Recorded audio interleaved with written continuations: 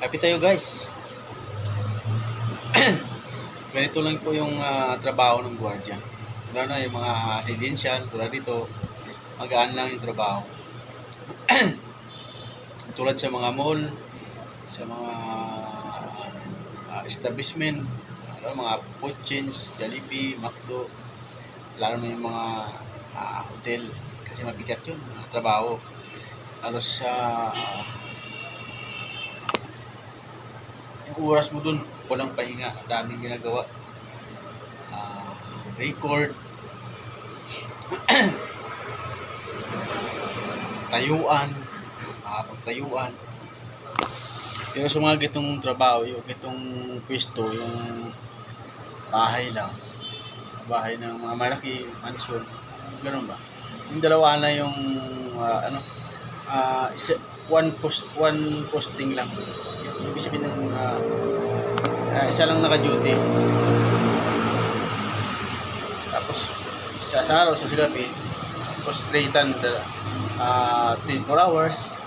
Pwede 12 hours, pero pwede naman straightan.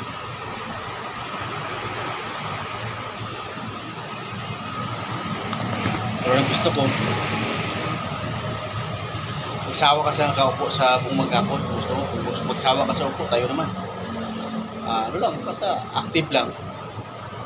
Kasi alam ko si boss lumalabas, bata natin sa school. Standby lang lagi.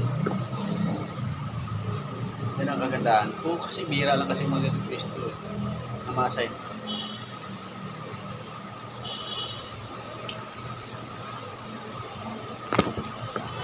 Hindi naman kalakihan ng sweldo.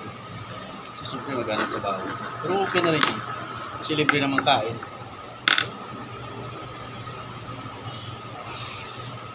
Tulad sa mga mall, mga establishment, mga hotel. Malaki sweldo nun, malaki.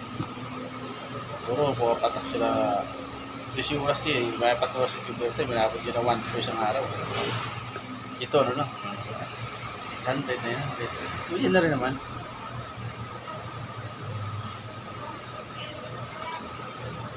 Hindi ka naman pagod sobra.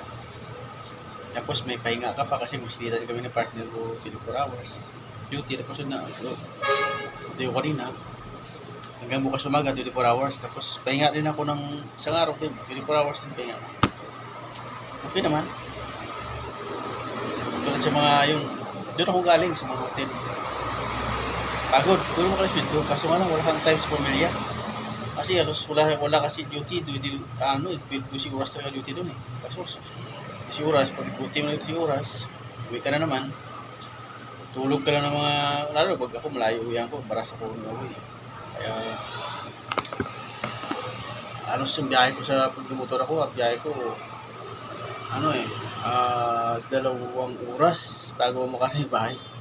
So balikan yung 24 hours na, yung sa 12 oras mo, 12 mo, bawasan ng 4 oras na biyahe, 8 oras na lang. Yan ang mo sa bahay. Siyempre matutulog ka pa nun. Ano na pag gabi duty mo, matutulog ka pa eh. Siyempre hindi pwedeng ka matulog kasi puyat ka. Kasi pagod. Siyempre tulong ka pa sa bahay doon, walang gawain sa asawa mo, lalo pag may anak ka ulit, pronto may anak ka ulit, pag may anak mo sa misis. Ano po, yung 8 oras mo na sa bahay, kulang. Tutulugan mo lang ng mga 3 oras, 5 oras na lang yung ano mo doon eh. Siyempre, luto ka man ng luto, maglaba, maglaba. Hirap, diba? Ako, kita mo naman yan sa mga post ko, laging naglalaba, luluto. Maray pang iba. Narasan laba. Lalo na yung tubig sa amin, tawag ito. Sa isang araw, 2 oras lang, 2 hanggang 3 oras lang yung tubig kasi wala pang Minilad o kayo ng wasa doon. Malapit na. Kaya yung oras mo doon, luubos pa sa igib. Igib ka doon kasi mag-aabang ka ng tubig kasi hindi naman yung tubig doon, hindi naman malakas na tumutulo si gripo. Kita nyo naman sa mga post ko, diba? Hindi tabo. Igib ko sa labas. Tapos yakutin ko sa loob.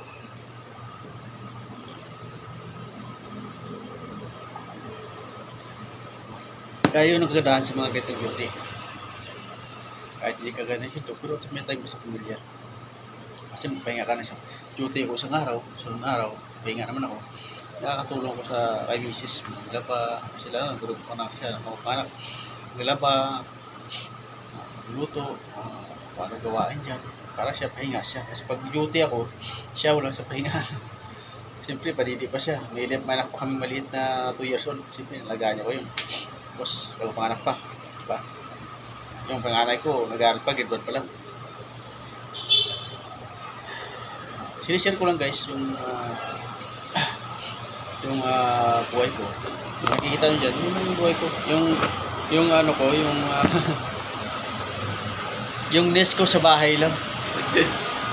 Yun ang nest ko sa mga vlog ko, yung kita nyo lang yun lang yun, ikot-ikot tayo kasi wala, doon na naman ako pagdating si duty, dito bahay.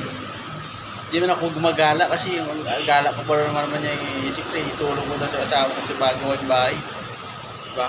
Yan lang yung video ko. Alam ko hindi daw gagandahan, siyempre siguro hindi naman kasing siguro walang ka-viral nga yun eh. Siyempre, diba? Siyempre, diba yung mga pag-record ng video, lalo na, ako ganun lang eh, wala na. Try ko lang kung pwede, kung, siyempre, malaking bagay na yun pag tayo monetize tayo ni YouTube. Kung napansin tayo, pag hindi, wala magawa. Wala lang, kasi wala namang bayad mag-post eh. Kung gano'n video-video ko lang naman yan. Yun, basta yun lang eh. Yun ang kaya. Kasi hindi ko naman kaya yung mga iba na gawain ng isip ko lang guys. Thank you for watching. Sana ma-update ko naman kaya paano. Wala. Okay lang. Hindi ako naman. Hindi ka siguro hindi ka ba yun lang talaga eh. Yun lang yung nest ko. Yung nest ko na napili ko yun, gawain sa bahay, luto, maglaba mo lang sa paglinis. Ganyan naman kasi. Yung duty dito. Kwento, kape. Thank you guys. Kaya hindi pa baguhan na kasi ako sa YouTube. Wala pa akong karanasan pero try ko. Thank you guys for watching. Support naman kung sakali. Kung pwede, subscribe. Salamat guys. Thank you for watching.